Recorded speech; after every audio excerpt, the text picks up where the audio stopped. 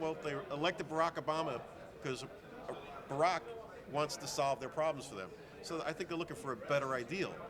A couple years ago, maybe they weren't. Maybe they wanted vengeance, and that was more of an anti-hero ideal. So it goes in cycles. What's the basis of your comic book psychosis? Good question. Um, Psychosis is really about the fears of the 21st century. It's not old horror. It's not the horror from 1800s. It's not Dracula or anything like that. It's about what scares people today. All the stories have some kind of theme running through them that matter to people today, whether it's a real estate agent using eminent domain to steal your beachfront property, okay, or is it about the royal family and all the dirty secrets that are behind them? There's a lot of different stories to be told that way, with those kind of elements overlaid with what we're familiar with, vampires and werewolves, zombies and all that. If it's told in a new and entertaining way, people like it. It's relevant to them. Nobody wants to see the guy with just the bad fangs and the rubber suit. It doesn't entertain them anymore. From kids of generations of past and even those of now, as it passed through the years, we found new ways to basically entertain ourselves and to find new means of productive work or other symbolism like that. And within like generation past, it was comic books. From those that move on, became television. Now with us is the internet. Do you feel that the comic book will still be here 50 years from now, or do you feel that kids will no longer need or have a use for them? Great question, because it is about telling stories. So if it's a printed book from the Middle Ages, and what they call an illuminated book, to a comic book in the 30s and 40s, to video games in the 70s, to the internet in the 80s, to online massive role-playing games in our decade now, it's about the story. And yeah, things do evolve. I still think that comics will be relevant because people like to take this with them. This is a mobile thing. The new thing is the mobile phone. And there are comics now for the mobile phone that, well, quite bluntly, they're just as good as a printed book. And some of them actually are printed comics that have been translated for this new digital medium, this new digital mobility device. And the cool thing is you can take it with you. So it used to be, well, I don't have internet connection on the bus going into work, so I got to bring my comic with me. That's actually changing now. People bring their mobile phones with them and read comics on their phones on the bus getting into work. So it is going to change. I don't think it'll kill the comic book. The comic book is already becoming less of a pamphlet and more of an art book, more of a book that's a thick, full, contained story, a graphic novel. I think those won't go away. People like that. They like to own those things. But the actual pamphlet, the actually monthly dose of a comic, it may actually go away because they can get it on their phone. The only way the comic book, the physical comic book itself will go away is if we literally run out of trees, if there's nothing else to print it on. If we can't, they say in 50 years, 40 years from now, all the trees will be gone, we won't have any trees. Okay, that's going to put a crimp in comic books. Maybe we'll print them on plastic, maybe we'll print them on something else. But whether we're going in the mobile phones or they're online or they're on the Kindle devices, as a digital device, people will still collect them, people will still want them. I mean, they've now taken complete runs of 40 or 50 years of comics and put them on CD-ROMs. So yeah, I think that on some form or another it will remain, whether it looks like this or it looks something similar to this or it's a digital version of that. What's your name and what's brought you here? My name's Carl Herring. I'm a writer and publisher of independent comic books. My company is 3J Productions, and the work, as you see, is over here on my table. What brought me here is to just get some exposure, show my stuff. I have several characters that I've created for the new year, such as Crime Wave Anthology Volume 1, featuring my characters Chase and Hunt, which is this poster right here, as you can see. And looks like a good venue to meet some nice people, network. So that's why I'm here. Is there a certain genre and audience you try to portray your comic books to? For the most part, mine is action and adventure. My characters, such as in Crime Wave Anthology, features law enforcement men and women like FBI agents, DEA agents. So my stuff is, like I said, action and adventure. Not really superheroes so much, more mainstream and, like I said, law enforcement. I do westerns as well. I have a character called Jonas McCabe, bounty hunter, which is talks about the exploits of an African American bounty hunter during the late 1800s. So again, just action and adventure. If you're into John Woo movies, that kind of action and adventure, that's what my books represent. Yeah. Do you feel that the superhero of the day from before, from the 1950s, even before that, do you feel if they've died in the sense and that a new generation of superheroes, or even then a new generation of villains taking the role as a new platform? Yes and no.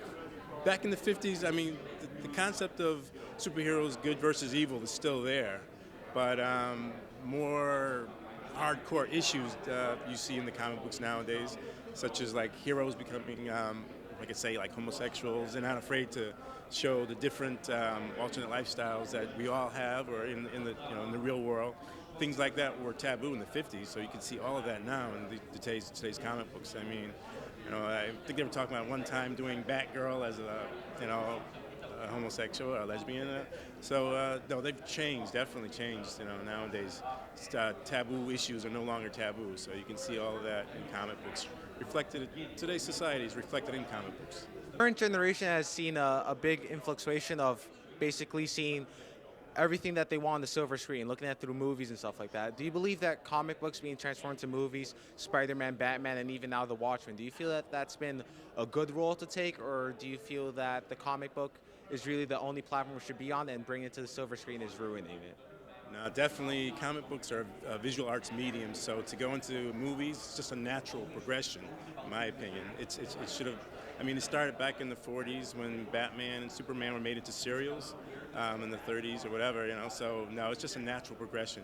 If you look at comic books, it's the marriage of the words and the pictures, but when you see it in the theater, it's the same thing, but you're actually seeing it live action, so it's definitely a natural progression. Comic books should always migrate into movies, in my opinion, if they're done correctly. Yeah. Comic books are once a form of imagination, showing a way to get out of their reality. However, these days, and even with yours of showing law enforcement, you're showing the average people that may even have the superpower of basically being that of the greater good. Do you feel that the comic book is no longer one for imagination, but one of showing the true realities of the world? No, it's still imagination. I mean, that's the great thing about the comic books or literature. When you look at it, it's entertainment. For the most part, it is entertainment, even though we can touch on some realistic issues, but in an entertaining way. So it's still entertainment. Your comic books that are you trying to portray? Are you trying to portray these to smaller children or to adults? Is there more of a gory action portraying, or is there more of a trying to hide the issues in a sense? Well, I do have one that is for mature audience, which does show it's very violent, so it is for mature audience. I have some that are for general audience, so I try to do the gambit. I try to run the gambit, But for the most part, because it's action and adventure, I do tend to lean towards a more mature audience. Was there a certain image in your head that stuck and said, wow, this is amazing, this is what I want to have? Captain America. I always loved the look of Captain America, especially Jack Kirby, the artist who used to draw him back in the late 60s, early 70s. When I saw Captain America, that's what made me fall in love with comic books. And actually, not just the comic books themselves, but the comic book art. I love the comic book art. Were there any artists or any writers from what you read as a child or what you're even seeing now that's influenced you to take a different direction, like with your comic books? Well, Stan Lee, as far as writers, I mean, he's a legend, as far as Spider-Man, Hulk, and all those things. And the basic concept was always good versus evil, and my books are that way, so that hasn't changed. So Stan Lee, as far as the artwork, there's a lot of great artists out there that I love, but like I think I mentioned before, Jack Kirby, his work was always so incredible that my goal when I started my company was to make sure that if you looked at my books, the artwork would stand out first. So, I mean, my artwork has to be on point.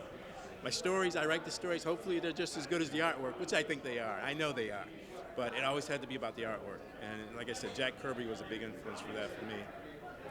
Thank you. Thank you. My name is JD Calderon. The name of my company is Dreamweaver Press.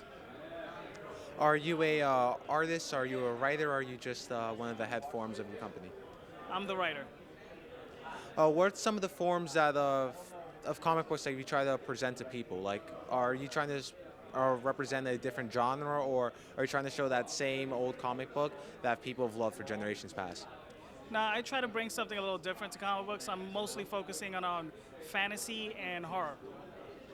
What's your specific audience that you tend to guide your comic book towards? Are you looking for the children, the adults, a little bit in between? What's funny is I don't really focus towards a target audience. I just write my stories, and I try to do the best possible job that I do, and hopefully the people who pick up my work have similar tastes to mine. What I've noticed over the years is that people who tend to like my work tend to be about from 12 years old all the way. I've had up to 60 years old that enjoy my work. So. Are the characters within these stories that you write, are they more of a max superhero? Like, do they have masks? Do they have like disguises, costumes, or are they more of the average Joe on the street with a hidden identity? Yeah. What's funny is they're neither of those. Most of my stuff being fantasy is what I'm dealing with is archetypes that people can project themselves on. The main story that I'm working on now is the Oswald Chronicles, and the main character is actually a mouse, and in his world, he's the tying force between the human world and the fairy world. So most of the characters that I'm dealing with are fairies, trolls, goblins, that sort of thing. And like I said, the lead character is mouse. The other series that I write is called Tall Tales. Tall Tales, those characters are anthropomorphic characters.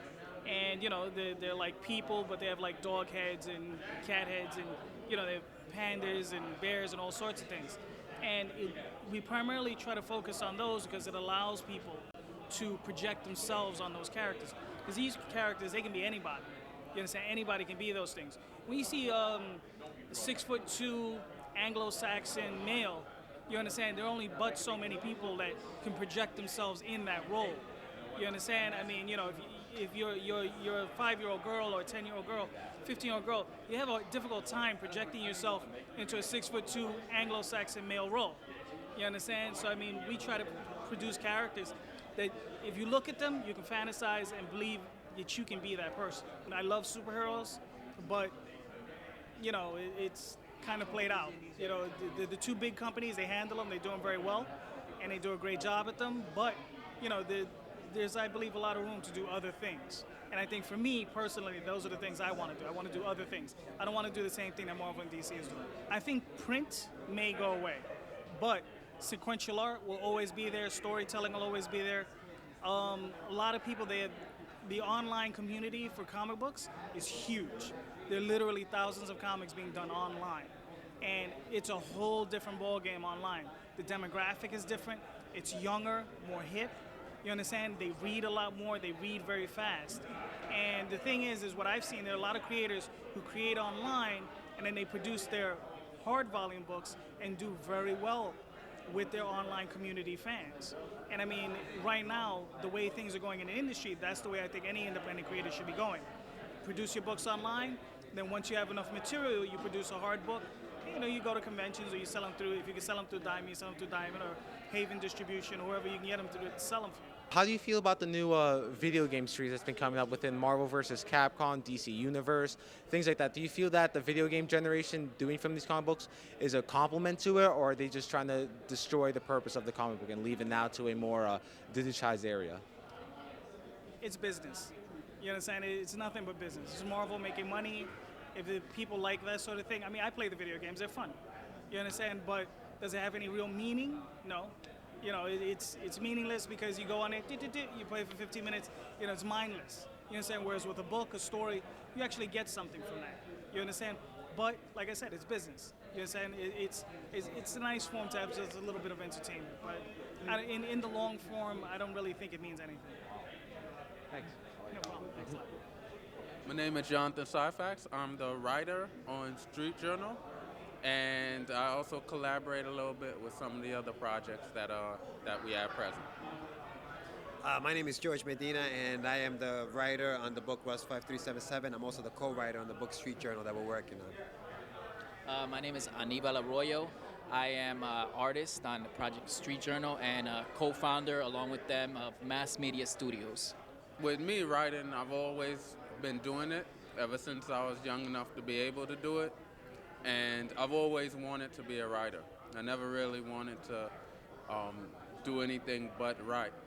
So this was an avenue to be able to create somewhat of a business out of what I love to do. We do this as part of like almost like our part-time jobs, because we all have full-time jobs that we work on. But while we're trying to get this off the ground, and the reason why I started doing this is because I've always been drawing since I was little. As I got older, I got more into the writing aspect of it, which is what I'm doing on the books now. But I think it's always been a passion of ours, and now, like John said, once we found, somebody else to collaborate with, it has become so much easier to start our own business. Mass Media Studios being the business that we started, and trying to put out some stories that we've all been trying to tell since we were like young kids. I've been doing it since I was a kid, since I've been able to hold a pencil. I knew I would always get into something creative. I didn't know what avenue it would be, whether it would be film or writing or whatever, but it happened to be art, and it just kind of fit like a glove, especially when I met them, and it is a dream come true, really.